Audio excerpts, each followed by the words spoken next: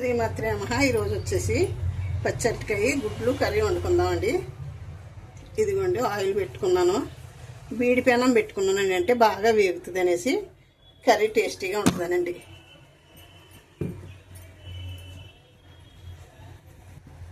ఇంకొండి oil వేడెక్కింది. First మనం ఏం చేద్దామంటే ఎగ్లో వేసుకుందామండి.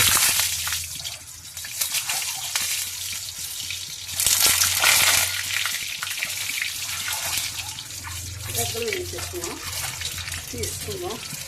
ఎంత బాగా వేసాయో చూడండి. పెనం దలసరిగా ఉంటాం అవన్నీ చాలా బాగా వేసాయండి, చాలా బాగుంటాయి కూడా.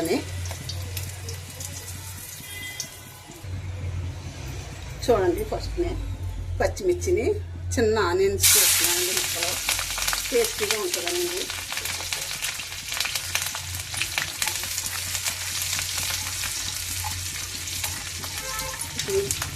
మసాలా పేస్ట్ కూడా వేసుకుందామండి. వేసాను.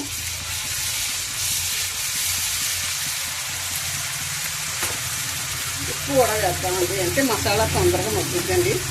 సరిపడా ఉప్పు వేసేసుకుంటే మనకి మసాలా తొందరగా మగ్గుద్ది, తర్వాత ముక్కలు కూడా మగ్గుతాయండి తొందరగానే. అంచేత ముందు ఉప్పు వేసానండి. ఇదిగో చూడండి, మసాలా బాగా ఫ్రై అయింది. ముక్కలు వేసేస్తున్నానండి, పచ్చడికాయ ముక్కలు.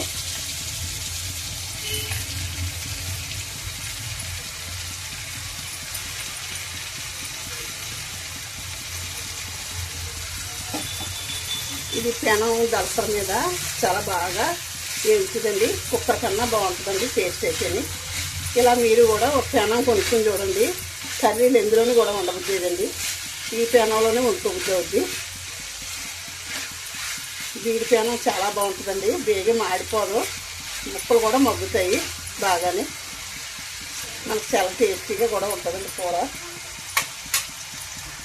ఒక్క నిమిషం మూత పెట్టుకుందామండి, అలా మగ్గుతాయండి. ఒకసారి చూద్దామండి ఎలా బాయిల్ అవుతుందో. అబ్బా చూడండి, ఎక్కడా చూడండి అడుగు పట్టలేదు. ఇది మామూలుగా మనం అయితే అడుగు పట్టేస్తుంది. ఇలా అయితే మనకి ప్యానంలో అడుగు పట్టకుండా ఎలా వేగుతుందో చూడండి. కర్రీ చాలా సూపర్ ఉంటుందండి. మళ్ళీ మూత పెట్టుకుందాం. ఇంకా బాగా మగ్గిన తర్వాత మనం వేసుకుందామండి కారం. అది ఇదిగో ఒకసారి చూద్దామండి. చూడండి, మగ్గిపోయింది కదా. ఈ మగ్గిపోవడంలోనే మనకి ముక్క బాగా ఫ్రై అయిందండి, ఉడికిపోతుంది. చూడండి, ఇప్పుడు మనం ఏం చేద్దామంటే అండి, ఉప్పు వేసేసాను కదా, కారం, గరం మసాలా పౌడరు, కొంచెం పసుపు వేసేస్తున్నానండి. వేసేసాను కదా, ఒక్క నిమిషం మనం ఇలా కలుపుకుని ఒక్కసారి ఇలా కలుపుకుంటే సరిపోతుంది. ఎక్కువ కలుపుకోవాల్సింది కూడా లేదు. ఇప్పుడు ఆయిల్ వాటర్ వేసేసుకుందామండి. ఆయిల్ బయటకు వచ్చేదాకా ఉడికించుకుని మనం కట్ చేసుకుంటే కర్రీ రెడీ అయిపోద్ది. చూడండి, అరటికాయ కూరకాయ కొంచెం వాటర్ ఎక్కువ వేసుకోవాలండి. ఏంటి, కట్టేసేటప్పుడు మనం కట్టేసిన తర్వాత కూడా గ్రేవీ పీల్చుకుని మన గ్రేవీ తక్కువగా ఉంటుందండి, అందుకని కొంచెం వాటర్ ఎక్కువ వేసుకోవాలండి. చూడండి, చాలా కలర్ఫుల్గా ఉంది కదా.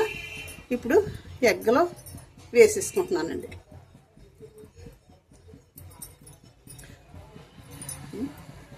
చూడండి, ఎగ్లు వేసుకున్నాను. ఇవి